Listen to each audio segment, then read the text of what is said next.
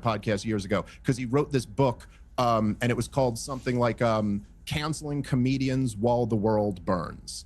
And the book was about how there's all these left-wingers who were caught up in cancel culture at the time, canceling Louis C.K. and all these guys. Look, we still don't have universal health care or universal, all this stuff. And I just interviewed him about the book because I thought it was a really interesting topic. And I didn't argue with him, but you can't deduce from that I believe in socialism. And in fact, what Tucker did on the show was make the point against Jew hatred and make the point against racial collectivism at all, and saying flat out that is just unchristian and that Christians must judge people as individuals, and that it's not a cuck move to say it's not the Jews that talk out specific.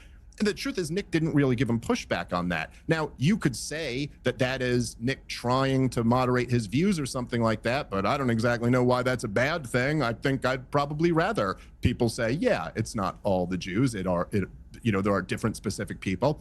But to the bigger point here, I think look, when you say, oh, there's these people with conspiracy theories, they're not connecting dots. Again, yes, that's true. It's also prevalent everywhere. Every single day, Mark Levin gets on Twitter and tweets Tucker Carlson. That's what he calls them every single day. What is other than a ridiculous conspiracy? There's never been a shred of evidence. Laura Loomer, the most disingenuous person on the internet, once produced a document that said that a group in Qatar was trying to facilitate an interview with Tucker Carlson, and a Qatar